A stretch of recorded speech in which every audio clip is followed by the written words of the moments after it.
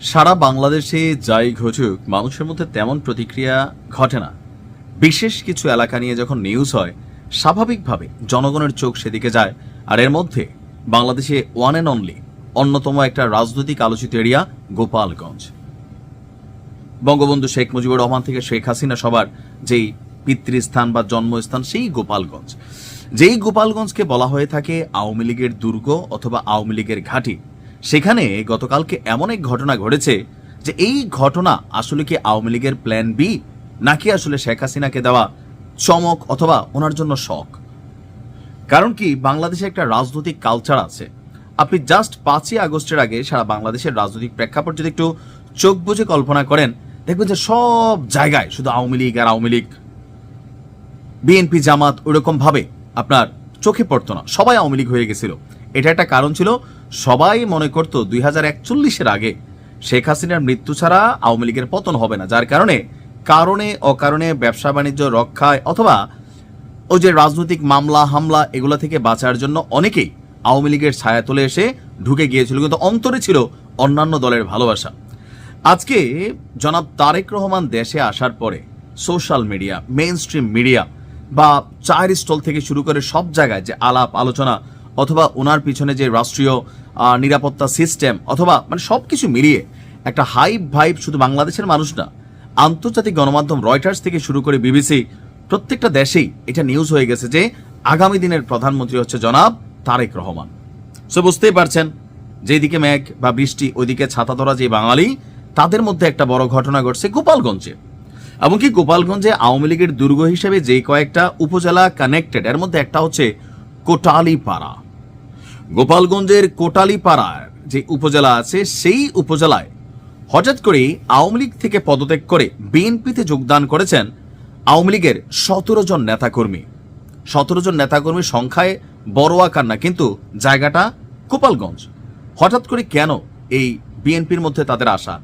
নানান কারণ থাকতে পারে। আওয়ামী লীগের প্ল্যান বি এর বাহিরেও ওই যে রাজনৈতিক মামলা হামলা, ব্যবসা বাণিজ্য, সামাজিক জীবন, ব্যক্তি জীবন, অনেক জায়গায় এই যে মামলা বাণিজ্য চলতেছে, এটাও একটা কারণ হতে পারে। আর সবচেয়ে বড় কথা হচ্ছে, আগামী যে নির্বাচন হতে যাচ্ছে খুবই হার্ডেস্ট একটা নির্বাচন হবে, বিএনপিটা ভালোভাবেই বোঝে। আর এই নির্বাচনে পুরা গেম চেঞ্জার যে ভোটটা, এটা হচ্ছে আওয়ামী লীগের। আপনি যেভাবেই দেখেন, প্রত্যেকটা দলেই তারা এই মুহূর্তে হার্ডেস্ট একটা লড়াইয়ের আশঙ্কা করছে। আর এখানে ফ্লোটিং ভোটার হিসাবে আওয়ামী লীগের যে ভোট ব্যাংক আছে 20 থেকে 30% এই মুহূর্তে রাইট নাও, কম বেশি এই ভোটাররাই আসলে নির্ধারণ করবে কোন দল ক্ষমতায় যাবে। আর স্বাভাবিকভাবে এলাকা ভিত্তিক ওই আন্তর্জাতিকভাবে বা রাষ্ট্রীয়ভাবে ঢাকায় বসে রাজনৈতিক নেতারা যে যা বলেন, লোকাল পর্যায়ে অনেক এলাকার মধ্যে সৌহার্দ্যপূর্ণ সম্পর্ক আছে। এটা কিন্তু খারাপ না, এটা ভালো যে দল করছে, ঠিক আছে, আওয়ামী লীগ করছে, অন্যায় করে নাই, সন্ত্রাসী না, অপরাধী না, তারা কিন্তু অনেক এলাকায় বিএনপি তারা ডিস্টার্ব করে না, বা তার সাথে একটা ভালো পারিবারিক সামাজিক সম্পর্ক কিন্তু বজায় রেখেছে। তো সেই রকম যারা অনেকে আছেন তাদেরকে কিন্তু দলে ফেরানোরও চেষ্টা করছেন, কারণ প্রত্যেকেই দীর্ঘদিন আওয়ামী লীগ ক্ষমতায় থাকার কারণে তারা একটা ইনফ্লুয়েন্স কিন্তু মাঠ পর্যায়ে করছেন। ভোটারদের মধ্যে একটা ডিমান্ড আছে তাদের, অথবা এই ফেসগুলো ভোটের মাঠে ভোটের সমীকরণ বদলাতে সহযোগিতা করবে, এটাই হচ্ছে বাস্তবতা। তো যে কোনো পারসেপশন থেকে হোক, গতকাল সন্ধ্যায় উপজেলার ঘাগর বাজারে বিএনপির কার্যালয়ে বসে পিঞ্জুরি ইউনিয়নের 5 নং ওয়ার্ডের আওয়ামী লীগের নেতা এবং সাবেক ইউপি সদস্য আনোয়ার হোসেনের নেতৃত্বে 17 জন আওয়ামী লীগের নেতাকর্মী তারা বিএনপিতে যোগদান করেন।